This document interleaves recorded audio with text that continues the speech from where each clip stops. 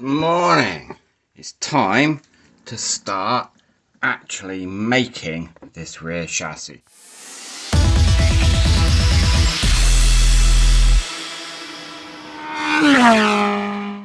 So it's a cold Saturday morning out here in the garage, as you might be able to notice by the hat, but all's well. Got a nice hot cup of coffee. I've got a drawing of the cradle, even 3D printed some brackets for the welding. So it's looking like a good day. Yeah, I'm totally ready to be out in the garage today. I've hardly got out here at all this week, mainly due, I think I've probably mentioned before, my business is electronic engineering and I repair stuff for racing that's sent to me from all around the world. And I've spent most of this week having to fill in bits of paperwork, send emails backwards and forwards to HMRC because I'm getting charged import duties for stuff from the EU that I shouldn't be charged for. Thanks Brexit, you've wasted another bunch of my time. Thank you to all of you who are coming along for the ride on this project, especially new guys here. Lots of questions. Please keep the questions coming, and a massive thank you to tip jar people. So Mike, just as you know, thank you for the contribution you made, and the contribution you made meant I could go out and buy this bit of steel. So when you see this car going, you'll be able to be happy in the knowledge that this piece of steel was what you paid for. Thank you very much. Obviously, if anyone else is feeling flush and has a couple of quid to spare, if you go to the tip jar, that would be incredibly helpful. Anyway, let's get on with it. So I've now designed this, which is basically the cradle. That would be the back of the car. And the... Now, let's get this right now, Julian. The rear trailing, suspension mounts will go on there and there. And we'll have another upright, much the same further forward. So this will sit kind of here, in kind of this space here, behind the engine. Then we'll have bits going forward onto the car, and that forms the basic engine cradle and also the suspension mounts. Then we'll have some bracing down to make sure the whole lot isn't flopping around like that. Oh, on the suspension mount thing, by the way, thanks for people who've given me feedback about whether to rubber mount or solid mount. It seems an odd thing. I don't seem to be able to find many people who have rigidly mounted a car engine, but it's very normal on the bike engine thing. Anyway, I think what I'm going to go for is poly bushes, but that is not set in stone. So again, I still have the same question. I know one of the cons of rigidly mounting is going to be vibration, but does anyone know how much vibration from these engines? I'm told they're well balanced. I don't know. So if you've got any real world first-hand or kind of second-hand knowledge, but not stuff from somebody posted once on a Facebook group, if you could let me know, comments below would be really helpful. Also, after some info from anyone who knows about the sort of tuning and why things are done like this. So all these 90-degree bends to me are bad news. Is there a good reason for it, or is this just done like this for packaging when it's a tight fit underneath the bonnet of a normal car? Or are there some advantages to these being the lengths they are? I apologise about that horrible background noise again, but it's freezing out here, so fan heater's on. So I have space on the back of my build table, now engine's out of the way, to plan out this rear section. So I'm going to draw it on here, then I can bolt down my 3D printed little brackets and I'll weld in place, or tack weld in place, and then we all should be good. So I've already marked this out, but I'm going to double check. So to double check,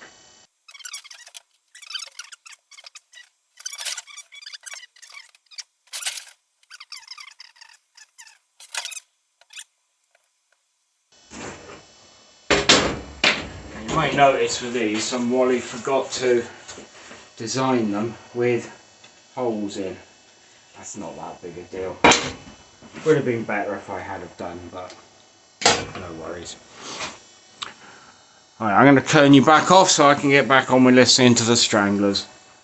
Okay, so all marked out. I've drilled some holes in here and just marked the edges so I know exactly where to place these. Then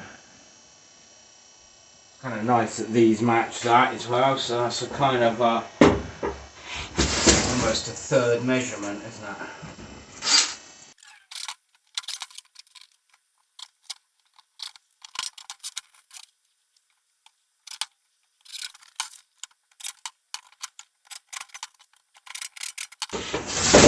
Right, so we've got a nice framework laid out here. Now I need to chop some metal to fit in it. So you may be wondering why I'm going to be doing 40mm square section there and 30mm CDS there. Wow. The 40mm is, as we discussed on the front, to keep it simple, so I can just drill holes through there, and that's my suspension mount, and it's the one thing does two jobs that we've spoken about before. But I don't really need 40mm, so the 30mm is CDS. It's a bit lighter and it's actually stronger, so I'm using those across there.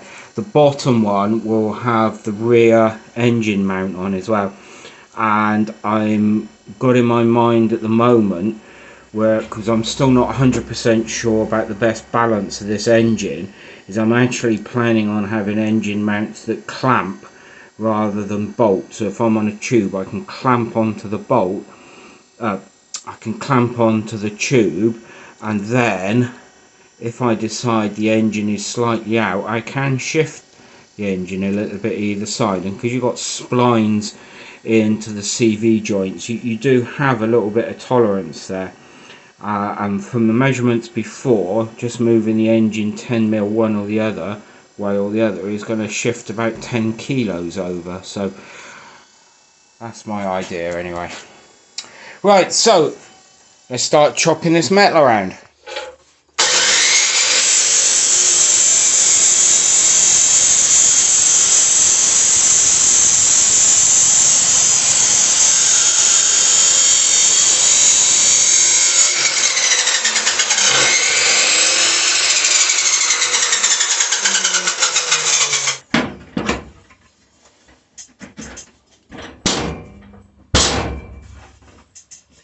Tighten the bracket this one.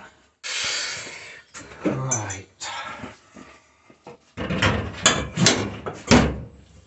Okay, that's looking alright.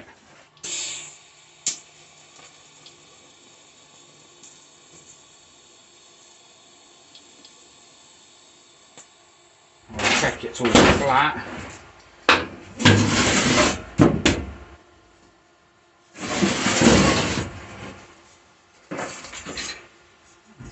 Happy that way.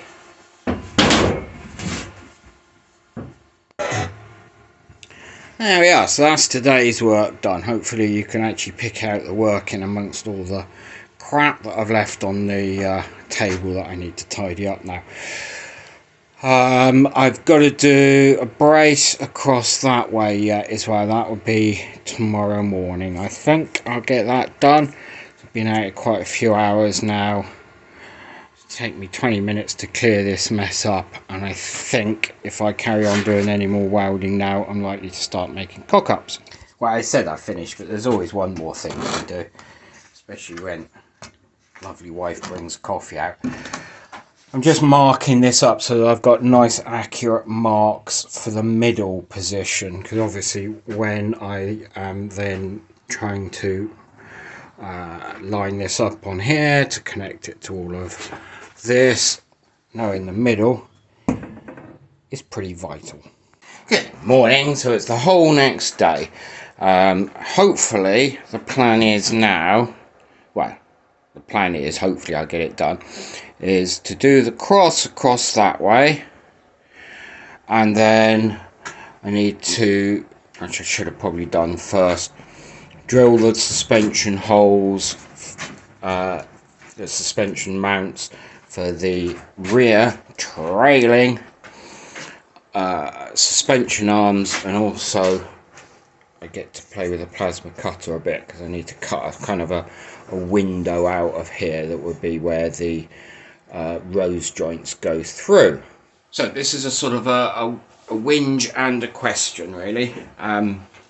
Sorry to John, because I think the whinge is going to be, although it's more about Facebook, it's actually specifically on one of the Facebook groups you run. So sorry, John, it's no, you know, I run a couple of groups on there as well. I know it's the same across all of them.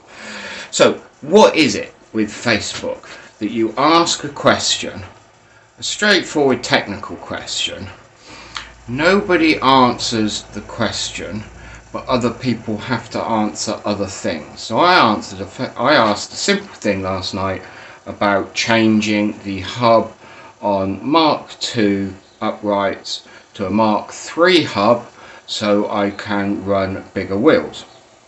Fairly innocuous question. But no, I now find that I'm a poser. I'm only doing it for looks. I don't know what I'm talking about. I now know what girls talk about being mansplained. I've had somebody's mansplained gearing and wheel sizes and effect on wheel sizes on there. Nobody, and John included, is I think you might know the conversation I'm on about, because he's also posted links to this YouTube channel showing what I'm doing. Nobody who's answering this and telling me that I'm a poser and don't know what I'm talking about, none of them actually seem to have taken the trouble to actually click on a link and look at this. Anyway, that's that one thing, but it happens time and time again on Facebook. So the question is A, are there any Facebook groups to do with sort of car building like this that actually have people on there who answer questions, who know what they're talking about, and actually answer the question that's asked, not some other question they think you should have asked or just want to fucking drip about something. So is there any group? Can you recommend any groups for that? I'm on lots of groups, but I gotta say I ignore most of them, because I do get the impression, and I'm pretty certain with John's group, the LoCost group, there will be some brilliant people there reading this stuff. But unfortunately, and I think it happens on a lot of groups, the brilliant, knowledgeable people give up replying because there are so many unknowledgeable pub experts who don't know their arse from their elbow, who answer the questions, and those with knowledge give up. Anyway, so that's the end of my Facebook whinge. But the question really is are there actually some forums there or some pages on there that would be useful for me to join? It's a little subscript, if you like, to that whinge. I am absolutely not whinging about the questions and answers and stuff I get on the comments on this YouTube channel. They've all been really great, really helpful, either helpful as in answering the technical questions, asking questions that are getting my cogs whirring, or just generally being encouraging in that, which is absolutely great. Just done a little modification to my welding mask. As you probably noticed, when I'm trying to weld, I often try and get this on, because I found the more light the better when welding. I often try and get that on, but it's not always easy, because especially doing these bits in here, you just kind of get in the way. So I bought myself, and it's a really bright light. Kind of make me look a bit like a welding Dalek, I suppose, but we'll see how that goes in a minute.